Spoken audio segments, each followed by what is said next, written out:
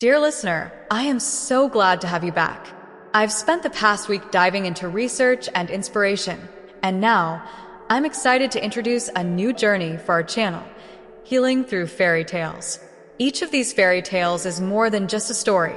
They are patterns that repeat themselves in our unconscious mind and real life. By understanding them, we can begin to heal. Today, we'll explore Little Red Riding Hood. This tale carries the weight of deeper truths. Little Red Riding Hood represents a complex we often see in older women, the tendency to overlook or ignore problems in the men in their lives. And the wolf is the archetype of a man who causes harm because we allow it, either through fear or submission. But now, it's time to release these negative patterns, let go of traumas, and step into a story of empowerment. In our retelling, Little Red Riding Hood uses the law of attraction to create the best possible outcome for herself.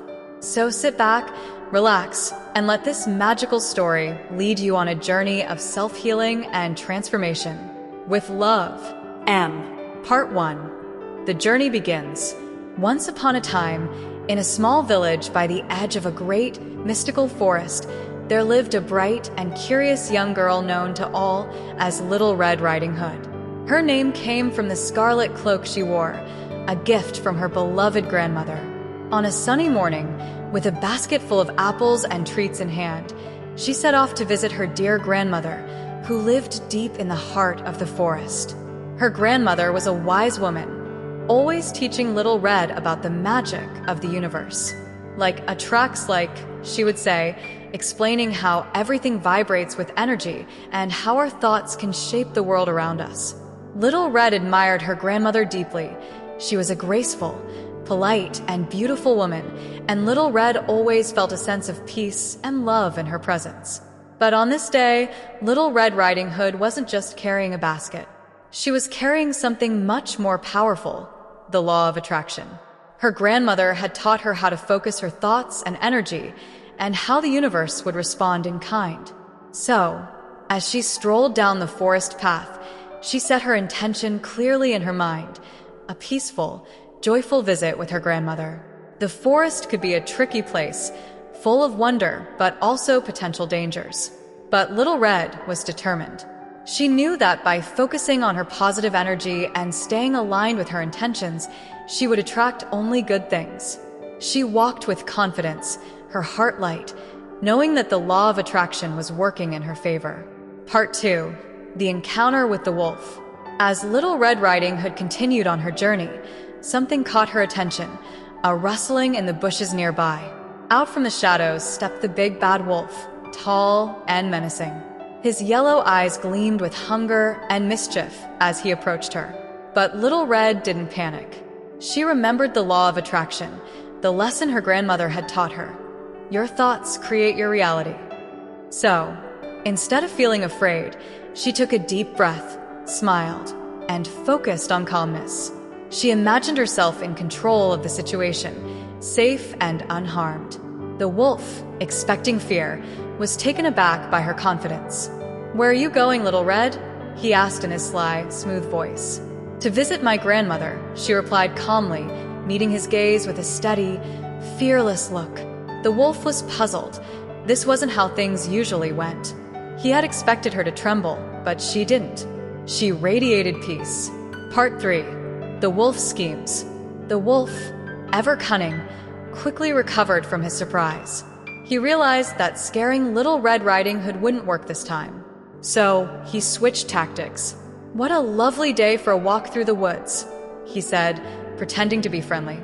"Perhaps you should take the longer, more scenic path to your grandmother's house. The flowers are in bloom, and the birds are singing." But Little Red wasn't fooled. She could feel his true intentions. This was a trick, a distraction. She visualized herself staying on the right path, focused and undistracted. The law of attraction wasn't just about positive thinking. It was about understanding when something didn't align with your intentions. With a polite smile, she replied, "Thank you, but I'll stick to my path. I know exactly where I'm going." The wolf's smile faltered. He had expected her to fall into his trap, but her determination and focus were stronger than his deceptions. Part 4. manifesting a safe path. As Little Red Riding Hood walked further into the forest, she kept her thoughts clear and focused. She imagined herself arriving safely at her grandmother's cottage, surrounded by love and warmth. She knew that the law of attraction would guide her where she needed to go, as long as she believed in it. With each step, she felt a sense of calm wash over her. The trees no longer seemed so tall and shadowy. Instead, they swayed gently, as if guiding her along. Birds fluttered overhead, singing softly. The forest responded to her peaceful energy, opening up a safe path just for her. Little Red Riding Hood smiled to herself. She wasn't just walking through the forest, she was shaping it. And with every positive thought, the dangers of the woods seemed to melt away, leaving her journey peaceful and smooth. Part 5. The Wolf's Deception. As Little Red Riding Hood continued deeper into the forest, the wolf, having realized that his usual tricks wouldn't work on her, rushed ahead to her grandmother's house. His plan? To take her place and deceive Little Red when she arrived. The wolf knocked softly on the door of the little cottage. "Grandmother," he growled, trying to soften his voice. "It's Little Red. May I come in?"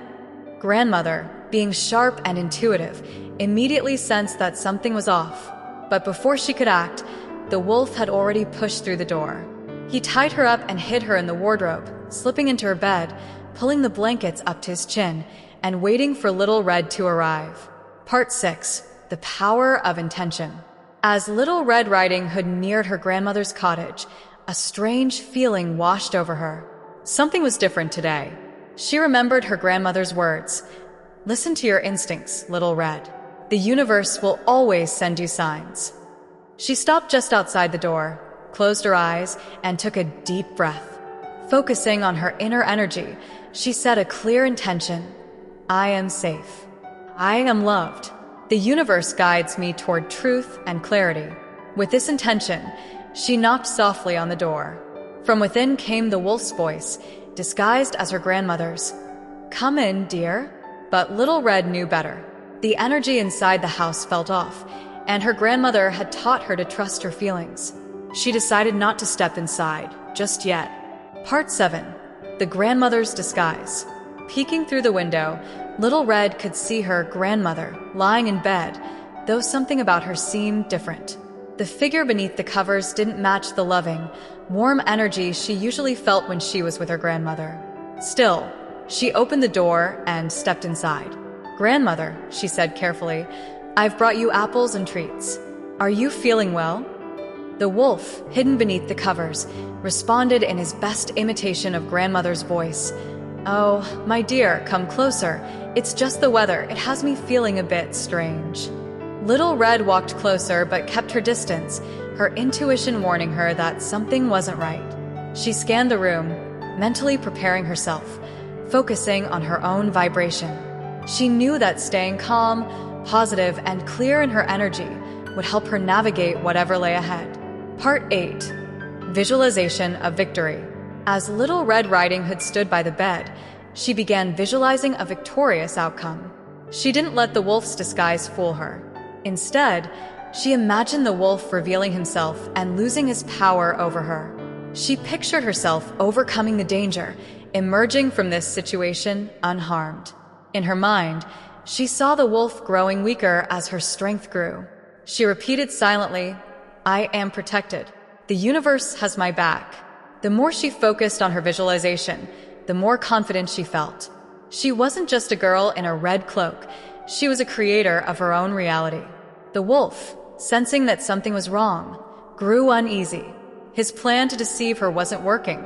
Little Red's calm presence and unwavering belief in herself unsettled him, but he wasn't ready to give up just yet. Little did he know, the real shift in power was about to take place. Part 9. The Wolf's Frustration. The wolf, still disguised as grandmother, was growing more and more frustrated. He expected Little Red to be frightened, to fall for his trick. But she didn't. Instead, she stood calm and composed, as if she knew exactly what was going on. "You seem different today, grandmother," Little Red said softly, her voice calm but firm. "Oh, it's just the shadows of the forest," the wolf growled, trying to maintain control. "Come closer, my dear." But Little Red stayed where she was, her thoughts steady. "I am safe. I am powerful," she repeated to herself. The wolf's deception was unraveling in front of her, and the more he tried to lure her in, the more powerless he became. Part 10. A sudden shift. Just as the wolf prepared to make his move, to reveal his true form, something unexpected happened. Little Red, standing there in her calm power, caused a shift in the energy of the room. Suddenly, the wolf felt a strange sensation, a weakening. It was as if her inner strength, her refusal to be frightened, had drained him of his usual dominance. His claws, once sharp and ready, felt dull. His once threatening growls now seemed weak and uncertain. Little Red hadn't said a word to him about knowing his true identity, but the power of her intention, the belief that she was in control of her reality, began to dissolve the wolf's confidence. She visualized him powerless, and as her energy remained high and aligned, the wolf could feel his hold on the situation slipping away. Part 11. The wolf's defeat. Realizing his usual tricks weren't working, the wolf threw off the covers, revealing his true form. His once intimidating presence seemed smaller now, less threatening.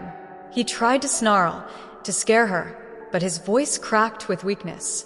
Little Red, standing tall and fearless, spoke clearly, "You can't fool me, wolf. I know who I am. I am in control of my world, not you." The wolf, bewildered and defeated, took a step back. He had never faced someone who could see through his tricks so easily. The energy Little Red projected, calm, confident, and unshakable, left him no choice but to retreat. And with one final, frustrated glance, he turned and fled, disappearing into the forest, knowing he had been outsmarted.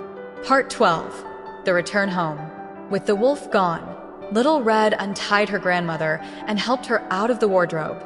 Her grandmother, smiling proudly, embraced her. "You've done it, my dear. You've learned how to use your power, how to stay strong in the face of fear." Little Red smiled, feeling the warmth of victory, not just over the wolf, but over her own doubts. She had proven to herself that by focusing on her energy and trusting in the law of attraction, she could shape her world in powerful ways. As they sat down together to enjoy the treats Little Red had brought, the forest outside seemed brighter, more welcoming. Little Red knew that the next time she faced a challenge, she would have all the tools she needed to overcome it. The universe had her back. And so, with a heart full of gratitude and confidence, Little Red Riding Hood returned home, knowing that her journey was only just beginning. And so, dear listener, Little Red Riding Hood's journey wasn't just about outsmarting the wolf. It was about mastering her own energy, using the law of attraction to create her reality. She showed us that when we stay true to our intentions, when we trust our instincts and focus on what we want rather than what we fear, we can overcome even the most intimidating challenges. In life, we will all face our own wolves, those fears, doubts, or even people who try to mislead or control us. But remember, just like Little Red, you have the power within you to stay grounded, to stay strong. The universe responds to your energy, to your thoughts, and to your belief in yourself. So whenever you face a difficult situation, ask yourself, what am I attracting? What energy am I putting out into the world? And trust that the universe is always working in your favor. This story is a reminder that you are the creator of your reality. The power is in your hands to shape your path, to overcome obstacles, and to live the life you desire. If this story inspired you, I invite you to stay with us for more. Our channel is full of inspiring tales of courage, transformation, and the power of the law of attraction. Subscribe, explore, and let these stories guide you on your own journey of growth and empowerment. With love and light, until next time.